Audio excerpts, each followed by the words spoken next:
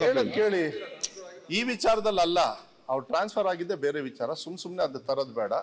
ಮಾನ್ಯ ಸದಸ್ಯರಿಗೆ ನಾನು ಗಮನಕ್ಕೆ ಮುಂಚೆನೆ ಅಲ್ಲ ಆರ್ಡರ್ ಮುಂಚೆನೆ ಟ್ರಾನ್ಸ್ಫರ್ ಆರ್ಡರ್ ಇರ್ತದಲ್ಲ, ಅಲ್ಲ ಮುಂಚೆನೆ ಅದು ಟ್ರಾನ್ಸ್ಫರ್ಗೆ ಹೋಗಿತ್ತು. ಆ ಟೈಮಲ್ಲಿ ಆಗಿರೋದಷ್ಟೇ. ಅಲ್ಲ ನಿಮ್ಮದು ರೆಕಾರ್ಡ್ಸ್ ಇದೆ, ಲೈಕೆನ್ಸಿ. ಸನ್ಮಾನ್ಯ ಅಧ್ಯಕ್ಷರೇ, ನಾನು ಗೃಹ ಸಚಿವರಿಗೆ ಕೇಳುವಂಥದ್ದು, ಮಾತಾಡು ಗೃಹ ಸಚಿವರಿಗೆ ನಾನು ಕೇಳುವಂಥದ್ದು, ಎರಡು ಕಂಪ್ಲೇಂಟ್ ಆಗಿದೆ. ಎರಡು ಕಂಪ್ಲೇಂಟ್. ಒಂದು ಅನಿಲ್ ಜೆರಾಲ್ಡ್ ಲೋಬೋ ಅವ್ರದ್ದು ಒಂದು ಕಂಪ್ಲೇಂಟ್ ಕೊಟ್ಟಿದೆ, ಇನ್ನೊಂದು ಪೇರೆಂಟ್ಸ್ ಕಂಪ್ಲೇಂಟ್ ಕೊಟ್ಟಿದ್ದಾರೆ. ಎರಡು ಕಂಪ್ಲೇಂಟ್ ಕೊಟ್ಟಾಗ ನೀವು ನ್ಯಾಯಯುತವಾಗಿ ತನಿಖೆ ಮಾಡಬೇಕು ಅಂತಂದ್ರೆ ಎರಡು ಕಂಪ್ಲೇಂಟ್ ಇನ್ವೆಸ್ಟಿಗೇಷನ್ ಹಾಕ್ಬೇಕು. ಫಸ್ಟ್ ಕಂಪ್ಲೇಂಟ್ ಕೊಟ್ಟಿರೋದು ಪೇರೆಂಟ್ಸು, ಮಕ್ಕಳು. ನಾನೇ ನೋಡಿದ್ದೀನಿ, ನಾನು ಸೋಷಿಯಲ್ ಮೀಡಿಯಾ ಎಲ್ಲ ಹೇಳ್ತಾ ಇರೋದು, ಚಾನಲ್ಗಳಲ್ಲಿ ನಾನೇ ನೋಡಿದ್ದೀನಿ. ಎಲ್ಲ ಚಾನಲ್ಗಳಲ್ಲಿ ಮಕ್ಕಳು ಮಾತಾಡಿದ್ದಾರೆ, ಒಬ್ಬರಲ್ಲ 4-5 ಜನ ಮಕ್ಕಳು ಮಾತಾಡಿದ್ದಾರೆ.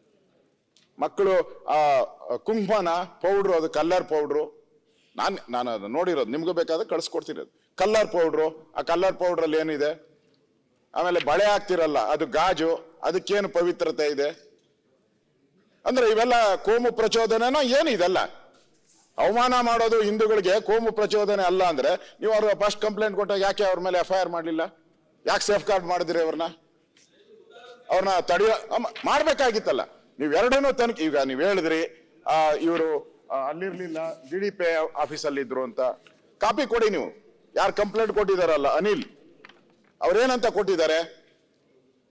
ಅವರು ಭರತ್ ಶೆಟ್ಟಿ ಅವರು ಅಲ್ಲಿದ್ರು ಅಂತ ಕೊಟ್ಟಿರೋದು. ನೀವ್ ಹೇಳ್ತಾ ಇದ್ದೀರಾ ಅವರು DDP ಆಫೀಸಲ್ಲಿ ಇದ್ರು ಅಂತ. ನಿಮ್ಮ ಹೇಳಿಕೆಯಲ್ಲೇ ವ್ಯತ್ಯಾಸಗಳಿದೆಯಲ್ಲ. ಈಗ ನಿಮ್ಮ ಅಲ್ಲಲ್ಲ ಕಂಪ್ಲೇಂಟ್ ಮಾಡಿ, ನಮ್ಮ ಹೇಳಿಕೆಯಲ್ಲಿ ವ್ಯತ್ಯಾಸ ಇಲ್ಲ ಸರ್. ಒಂದೇ ನಿಮಿಷ. ಕಂಪ್ಲೇಂಟ್ ಅಲ್ಲಿ ಏನಿರುತ್ತೋ ಅದನ್ನ FIR ಅಲ್ಲಿ ಮಾಡೋದು ನಾನು ನೋಡಿದ್ದೀನಿ. ಕಂಪ್ಲೇಂಟ್ ಇಲ್ದಿದ್ದು ನೀವು ಹೆಂಗ್ ಸ್ಟೇಟ್ಮೆಂಟ್ ಮಾಡ್ತೀರಾ? ಆ ಕಂಪ್ಲೇಂಟ್ ತಗೊಂಡು ನೀವು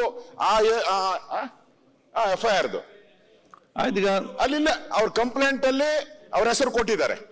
ನೀವ್ ಹೇಳ್ತಾ ಇದ್ದೀರಾ ಅವ್ರಿಲ್ಲ DDP ಆಫೀಸರ್. ನೀವ್ ಯಾಕೆ ಸೃಷ್ಟಿ ಮಾಡ್ತೀರಾ? ಅವನೇ ಕಂಪ್ಲೇಂಟ್ ಕೊಟ್ಟಿಲ್ಲಲ್ಲ, ಅವನೇ ಕಂಪ್ಲೇಂಟ್ ಕೊಟ್ಟಿಲ್ಲ. ನೀವು ಅವ್ರನ್ನು ಸೇರಿಸಬೇಕು ಅಂತ ಪಕ್ಷದ ನಾಯಕರಿಗೆ 506 ಹಾಕಿದಿರಲ್ಲ. ಅಟೆಂಪ್ಟ್ ಮರ್ಡರ್ ದಯಮಾಡಿ ಕೇಳಿ. 506 ಅಟೆಂಪ್ಟ್ ಮರ್ಡರ್. ಅವರು ಕೇಳಿ, ಅವರ ಕಂಪ್ಲೇಂಟ್ ಮೇಲೆನೆ FIR ಮಾಡಿದ್ದಾರೆ. ಅದರಲ್ಲಿ ಅವರ ಹೆಸರನ್ನ ಸೇರಿಸಿದ್ದಾರೆ. ಕಂಪ್ಲೇಂಟಿನ ಆಧಾರದ ಮೇಲೆ ತಾವೇನು ಹೇಳಿದ್ರಿ, ಅದೇ ಆಧಾರದ ಮೇಲೆ FIR ಮಾಡಿದ್ದಾರೆ, ಅವರ ಹೆಸರನ್ನ ಸೇರಿಸಿದ್ದಾರೆ.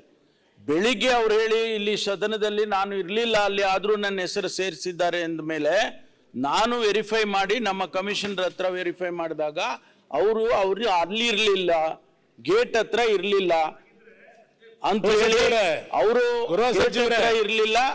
ಅವರು DDP ಆಫೀಸರ್ ಸಸ್ಪೆಂಡ್ ಮಾಡಿ, DDP ಸಸ್ಪೆಂಡ್ ಮಾಡಿ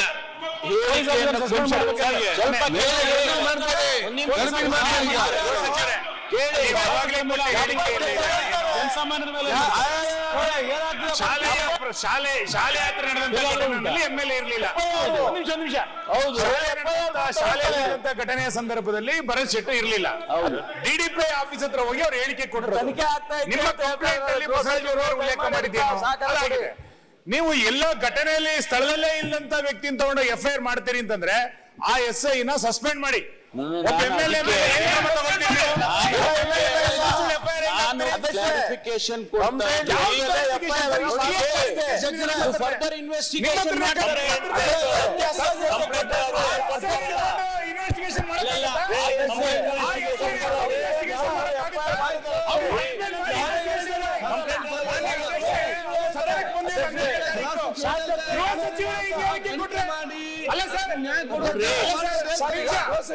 ಸ್ಥಳಕ್ಕೆ ಹೋಗಿಲ್ಲ, ಈಗ ಆಗಿರೋ ಇನ್ಸಿಡೆಂಟ್ ಬಗ್ಗೆ ಕಂಪ್ಲೇಂಟ್ ಕೊಟ್ಟಿದ್ದಾರೆ. ನೀವು ಅದನ್ನ ತಗೊಂಡು MLA ಮೇಲೆ FIR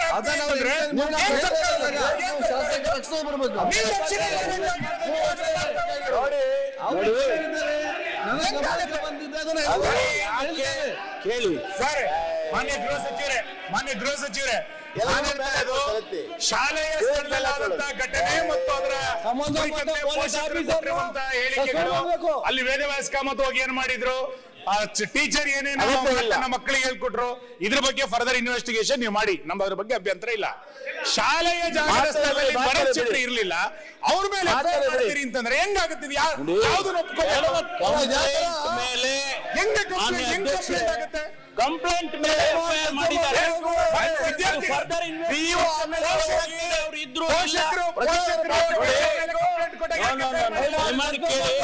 ಟೀಚರ್ ಮೇಲೆ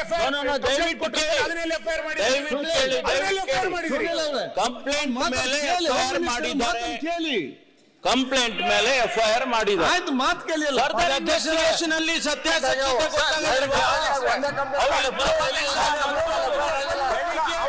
ಬೆಳಿಗ್ಗೆ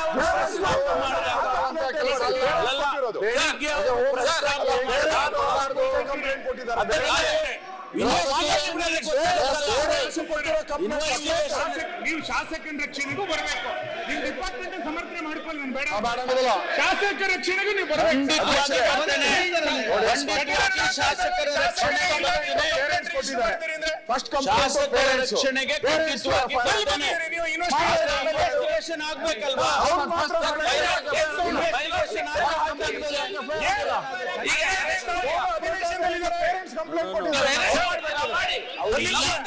ಹೇಳಿದ್ರಪ್ಪ ನೋಡಿ. ಹೌದಪ್ಪ, ಅಲ್ಲ 12ನೇ ತಾರೀಕು ಬೆಂಗಳೂರಿನಲ್ಲಿ ಅವ್ರನ್ನ ಸಸ್ಪೆಂಡ್ ಮಾಡಬೇಕು. ಅವರು ತಾಳ್ಮೆ ಇಲ್ಲ ಅಂದ್ರೆ ಏನ್ ಮಾಡ್ಲಿಕ್ಕೆ ಆಗ್ತದೆ? FIR ಆಗಿದೆ, ಸಸ್ಪೆಂಡ್ ಮಾಡಬೇಕು. ನನ್ನ ಹತ್ರ ಇಲ್ಲ, ಅಲ್ಲಿ ಪೇರೆಂಟ್ಸ್ ಕಂಪ್ಲೇಂಟ್ ಮೇಲೆ FIR ಆಗಿಲ್ಲ ಅಧ್ಯಕ್ಷರೇ. ಶಾಸಕರ ಮೇಲೆ FIR ಆಗಿದೆ. ಮುಖ್ಯ ಉತ್ತರ ಕೊಟ್ಟು. ನ್ಯೂಸ್ ಫಸ್ಟ್ ನಿರ್ಭೀತಿಯಿಂದ ನಿಮ್ಮ ಪರವಾಗಿ.